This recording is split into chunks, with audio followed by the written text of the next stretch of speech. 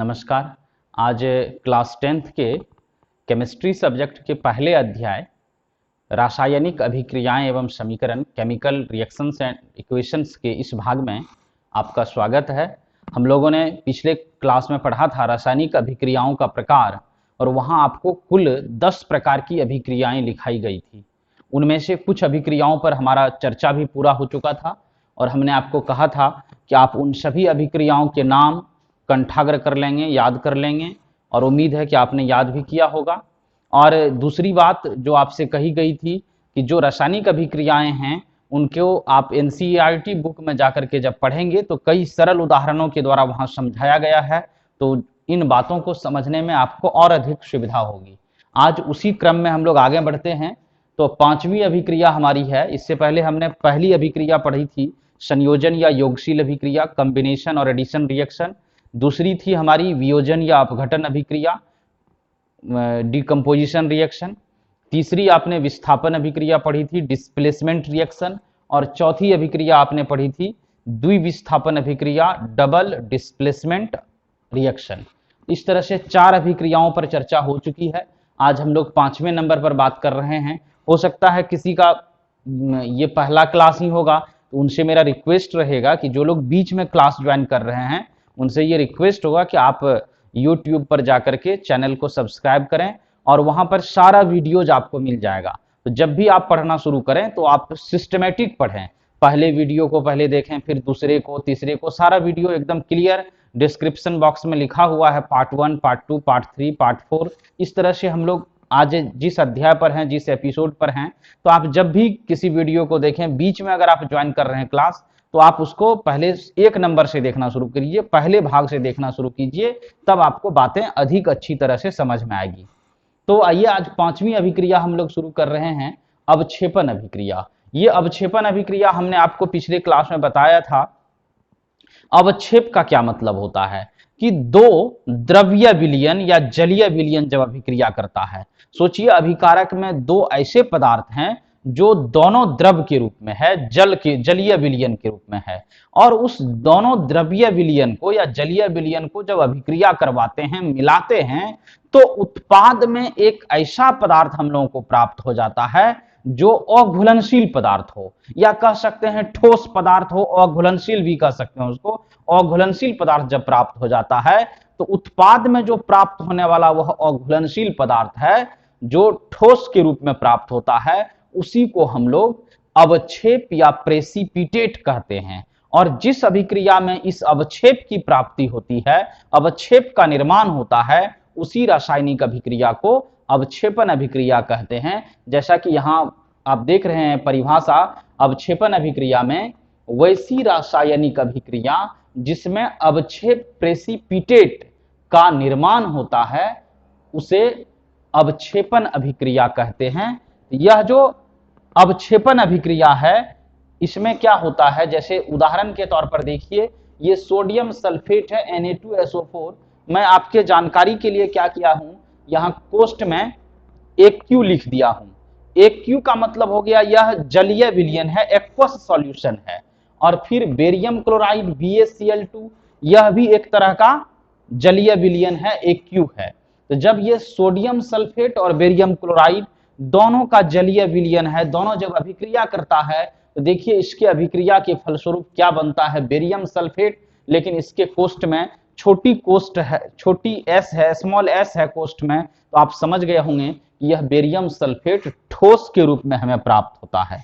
और साथ में सोडियम क्लोराइड का जलीय विलयन भी प्राप्त होता है, इसलिए सोडियम क्लोराइड के कोष्ठ में AQ है।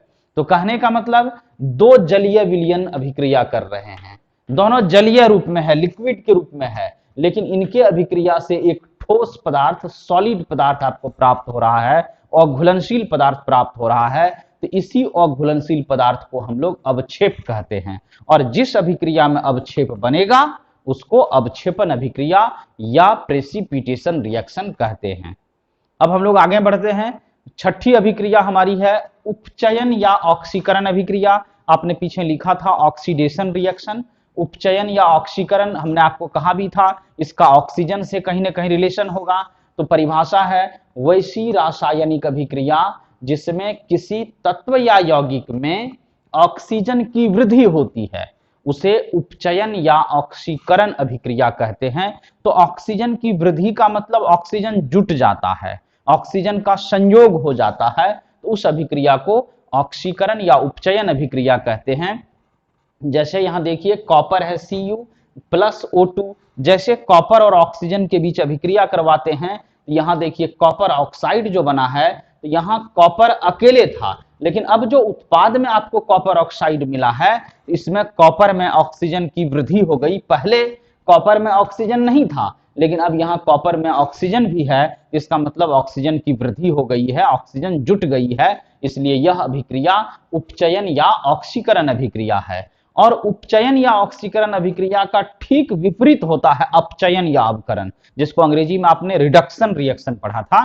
तो ये जो अपचयन या अवकरण होता है, उपचयन में ऑक्सीजन की वृद्धि हुई थी, आप पॉइंट को गौर से देखें, इसमें ऑक्सीजन की वृद्धि हो रही है इस अभिक्रिया में, और ये जो रिडक्शन है इसमें ऑक्सीजन की कमी या ह्रास हो रहा है, कमी या ह्रास हो रहा है। तो ये जो अपचयन अभिक्रिया है, इसमें वैसी रासायनिक अभिक्रिया जिसमें ऑक्सीजन की कमी या ह्रास होती है उसे अपचयन या अवकरण अभिक्रिया कहते हैं। अभिक्रिया को देखिए, यहां CuO कॉपर ऑक्साइड है, इसकी अभिक्रिया हाइड्रोजन गैस से करवाते हैं H2 से। तो अब देखिए इसमें पहले से ऑक्सीजन है, CuO में पहले से ऑक्सीजन है, लेकिन जब दोनों अभिक्रिया करता है यहां Cu बन जाता है। इसका मतलब है कि CuO में जो ऑक्सीजन था वो ऑक्सीजन हट गया, निकल गया, तो निकल गया कोई चीज तो ह्रास हो गया, कमी हो गई, इसलिए कहते हैं कि CuO का जो है यहां अवकरण हो गया या अपचयन हो गया, तो यह अवकरण अभिक्रिया का उदाहरण है।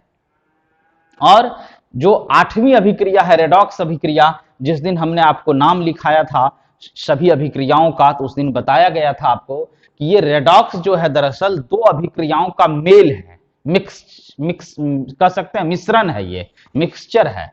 कि रेडॉक्स जो शब्द ही बना है, तो यहां अपचयन का ये रेड लिया गया है, रिडक्शन का रेड लिया गया है, और जो उपचयन का अंग्रेजी ऑक्सीडेशन है वहां से ऑक्स लिया गया है।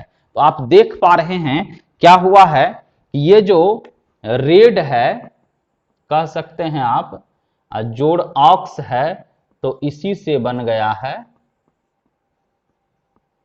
रेडॉक्स। तो ये रेडॉक्स जो शब्द बना है, इसका मतलब है कि ये दोनों अभिक्रियाओं के मेल से प्राप्त होता है। इसको आप ध्यान से देखिएगा, ये दोनों अभिक्रियाओं के मेल से रेड मतलब रिडक्शन, ऑक्स मतलब ऑक्सीडेशन, तो इन दोनों अभिक्रियाओं के मेल से अभिक्रिया जो होती है उसी को रेडॉक्स रिएक्शन कहते हैं, और इसका हिंदी नाम भी रेडॉक्स है। वैसी रासायनिक अभिक्रिया जिसमें अपचयन रिडक्शन और उपचयन ऑक्सीडेशन दोनों अभिक्रियाएं साथ साथ होती है, एक साथ होती है, उसी को कहते हैं रेडॉक्स अभिक्रिया। और इसको आप देख सकते हैं, यहां देखिए फिर वही रिएक्शन है, CuO प्लस H2, गर्म करते हैं, तापन का मतलब गर्म करना, और जैसे आप इसको गर्म करते हैं तो क्या बनता है, Cu प्लस H2O बनता है। यहां देखिए CuO में ऑक्सीजन है अभी, लेकिन अभिक्रिया के बाद यह Cu में बदल जाता है। इसका मतलब Cu में क्या होता है, CuO में ऑक्सीजन की कमी होती है, ऑक्सीजन की कमी होकर के हट करके Cu में बदल जाती है यह, तो ऑक्सीजन की जहां कमी होगी उसी को अपचयन कहेंगे, रिडक्शन कहेंगे।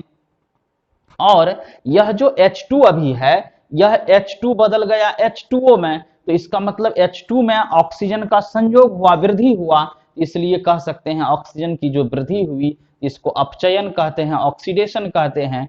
तो एक ही अभिक्रिया है, इसमें ऑक्सीजन की कमी भी हो रही है किसी पदार्थ में, और किसी पदार्थ में ऑक्सीजन की वृद्धि भी हो रही है। तो जब एक ही अभिक्रिया में ऑक्सीजन की कमी हो अर्थात अपचयन हो, रिडक्शन हो, और ऑक्सीजन की वृद्धि हो अर्थात उपचयन हो, ऑक्सीडेशन हो, तो उस अभिक्रिया को तब हम लोग रेडॉक्स अभिक्रिया कहते हैं, क्योंकि रेडॉक्स का मतलब ही है उपचयन और अपचयन दोनों साथ साथ होना, एक साथ होना। और इसके बाद हम लोग आगे बढ़ते हैं, तो 9 और 10 नंबर की जो अभिक्रिया है उष्माक्षेपी और उष्मा से शोषी, ये दोनों बड़ा एकदम नाम से ही क्लियर है। आप अगर ठीक से ये परिभाषा केवल नाम याद रख लें तो परिभाषाएं भी आपको आसानी से याद हो जाएगी। और आप कह सकते हैं उष्मा हीट हो गया, दोनों में उष्मा है, छेपी और शोषी शब्द का अर्थ समझें। शोषी मतलब अवशोषित करने वाला और छेपी मतलब निकालने वाला, उत्पन्न करने वाला। देखिए परिभाषा है वैसी रासायनिक अभिक्रिया जिसमें उष्मा उत्पन्न होती है, मतलब जिसमें उष्मा निकलती है, उसको क्या कहेंगे? उसको उष्माक्षेपी अभिक्रिया कहते हैं। और आप देखिए श्वसन जो हमारे शरीर में होता है, हम लोग आगे बायो में पढ़ेंगे, तो श्वसन जो रेस्पिरेशन की क्रिया जो हमारे शरीर में होती है वह एक बहुत ही महत्वपूर्ण उष्माक्षेपी अभिक्रिया है, क्योंकि श्वसन की क्रिया में भी उष्मा उत्पन्न होती है, हीट उत्पन्न होता है। इसलिए आपने कभी जोर से हथेली नाक के सामने रखे होंगे और सांस छोड़े होंगे जोर से, तो आपको गर्माहट का अनुभव होता होगा। तो वो उष्मा जो निकलती है हमारे शरीर में से, जिस उष्मा के कारण हमारा बॉडी भी गर्म रहता है, तो वह उष्मा उसी श्वसन क्रिया में उत्पन्न होती है। और उसका रिएक्शन यहाँ बोर्ड पर लिखा गया है। आप भोजन में जो ग्लूकोज लेते हैं C6H12O6, और जब श्वसन के दौरान ऑक्सीजन लेते हैं, तो ये ग्लूकोज और ऑक्सीजन आपस में मिलकर अभिक्रिया करता है, और अभिक्रिया करने के बाद कार्बन डाइऑक्साइड गैस बनाती है, जल बनाता है और साथ में ऊर्जा उत्पन्न करता है। तो ऊर्जा निकलती है श्वसन की क्रिया में, इसलिए श्वसन को एक महत्वपूर्ण उष्माक्षेपी अभिक्रिया एक्सोथर्मिक रिएक्शन माना गया है। याद रखिएगा, कई बार ऑब्जेक्टिव क्वेश्चन भी पूछा गया है, श्वसन किस प्रकार की अभिक्रिया है? याद रखना है श्वसन एक उष्माक्षेपी अभिक्रिया है, क्योंकि श्वसन में उष्मा उत्पन्न होती है, उष्मा निकलती है। और अंतिम अभिक्रिया पर जब हम लोग आते हैं, यह उष्मा शोषी है, उसका ठीक विपरीत है। क्योंकि ऊपर में उष्माक्षेपी में उष्मा निकल रही थी और ये उष्मा शोषी में उष्मा का अवशोषण होगा। परिभाषा देखिए, वैसी रासायनिक अभिक्रिया जिसमें उष्मा का अवशोषण होता है उसे उष्मा शोषी अभिक्रिया कहते हैं। और उष्मा शोषी अभिक्रिया, इस अभिक्रिया को आपने पीछे भी लिखा था। एक चीज और यहाँ आपको बता दूं कि उष्माक्षेपी अभिक्रिया में क्या होता है, उत्पाद के अंत में प्लस के चिन्ह के साथ उष्मा या ऊर्जा का मान लिखा जाता है, जबकि उष्मा शोषी अभिक्रिया में माइनस के चिन्ह के साथ उष्मा या ऊर्जा का मान लिखा जाता है, जो कि यहाँ लिखा हुआ भी है। तो आप देख सकते हैं इस चीज को कि C+H2 मतलब कार्बन जब हाइड्रोजन गैस से अभिक्रिया किया तो C2H2 बनाया, और साथ में 53.2 किलो कैलोरी उष्मा अवशोषित हो जाती है। तो जिस अभिक्रिया में उष्मा अवशोषित होती है उसी अभिक्रिया को हम लोग उष्मा शोषी अभिक्रिया कहते हैं। इसमें देखिए ये माइनस के चिन्ह के साथ उष्मा ऊर्जा है, इसका मतलब इतना उष्मा ऊर्जा अवशोषित हो रहा है। तो इस प्रकार से हम लोगों ने आज कुल 10 प्रकार की जो रासायनिक अभिक्रिया थी उसको पूरा किया। आप आराम से घर में बैठ करके इन सारी अभिक्रियाओं को पढ़ेंगे, इनके उदाहरण को देखेंगे और दैनिक जीवन से रिलेशन स्थापित करेंगे इन अभिक्रियाओं का, तो निश्चित रूप से आपको ये सभी बातें समझ में आ जाएगी। बस इन्हीं बातों के साथ आज का क्लास हम समाप्त करते हैं। धन्यवाद।